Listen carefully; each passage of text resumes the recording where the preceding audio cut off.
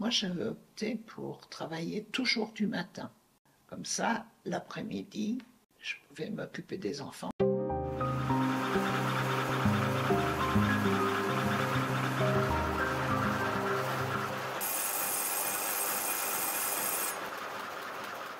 C'était fini, la journée était finie, on en refaisait une autre à la maison.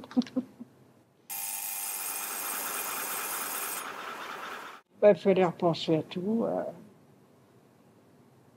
au lavage, aux courses, en passant, avant de rentrer, faire des courses si on pouvait. Après, il y avait la soupe, il y avait les enfants à s'occuper, il y avait le lavage, il y avait le repassage, il y avait tout ça. On y arrivait. Il n'y avait pas de bonne à la maison. La bonne, elle me collait à la peau. Elle s'en allait avec moi. Pour vous dire la familiarité qu'il pouvait y avoir, moi j'habitais rue du Neubourg, donc ça fait pas loin d'ici. Le père de mes enfants, on faisait les équipes opposées. Donc, ou alors il travaillait de nuit. Donc le matin, au moment de la pause, là chez Blin, j'allais vite fait à la maison. J'avais tout préparé aux enfants, leur déjeuner, tout. On avait acheté tout ce qui était électrique et tout pour qu'ils servent du gaz. Ils avaient donc déjeuné, habillé, je les ramenais avec moi, je les laissais au poste de garde. Et c'était le gardien à 8h15 qui leur faisait traverser la route puisqu'ils allaient à l'école là à côté. Alors j'en ai un qui allait à l'école là et l'autre allait à la maternelle. C'était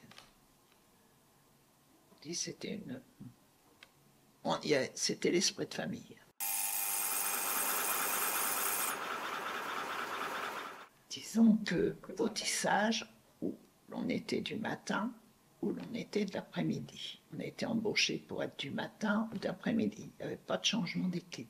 Moi, j'avais opté pour travailler toujours du matin. Comme ça, l'après-midi, je pouvais m'occuper des enfants. Donc, le matin, je partais forcément à 5h moins 20 de la maison, pour commencer à 5h. J'allais donc à 8h chercher les enfants, les ramener. Le midi, ils mangeaient avec moi à la cantine, là, toujours chez Blin, et ils repartaient le mercredi. Ils mangeaient là à la cantine avec moi.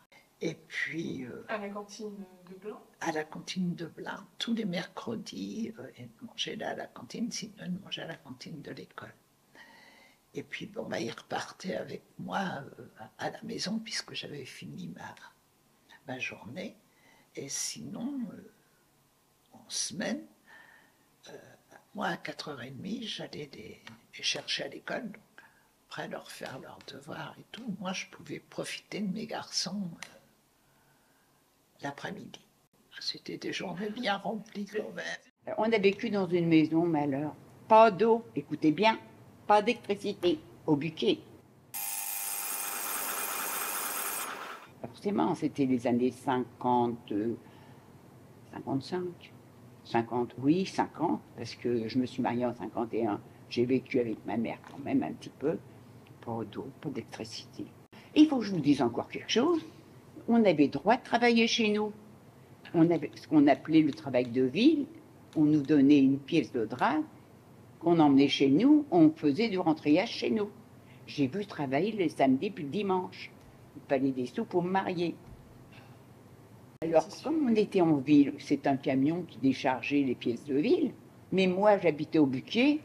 Bien souvent, c'était mon fiancé qui amenait la pièce de drap sur le vélo jusqu'au Buquet. Je vous dis, c'était fort. Oh, travail. Pourquoi? Qu'est-ce qu'il était courageux, puis moi aussi. Et pire, pas d'électricité. Alors bon, c'est tout ça qui me masquait l'attention. Je le faisais, il y a des fois, à la lampe à pétrole pour finir mon ouvrage, ou même à la bougie. Un jour, il y avait une visiteuse, elle dit « Oh, il y a de la bougie sur la... » Je n'avais pas vu que la bougie avait coulé sur le drap. Il m'est arrivé que des pépins. Avec les pièces de ville, j'ai dit « Bon, c'est fini, il ne faut plus que je les prenne. » Un jour, on va mettre le feu à la pièce de drap. J'ai vu des souris qui avaient mangé, qui m'avaient fait un trou. Là, je ne pouvais pas le réparer. Ça avait un trou de souris. Enfin, les visiteuses, ils étaient gentils. Puis la visiteuse veut voir si j'ai bien travaillé, ben, c'est normal. Hein. Bon, il y avait la confiance, oui, il y avait la confiance une fois qu'elle a été visitée. Mais elle a dit, ah, mais tu dis, trop de souris, bougies, j'ai pas mis le feu. Je m'estimais heureuse.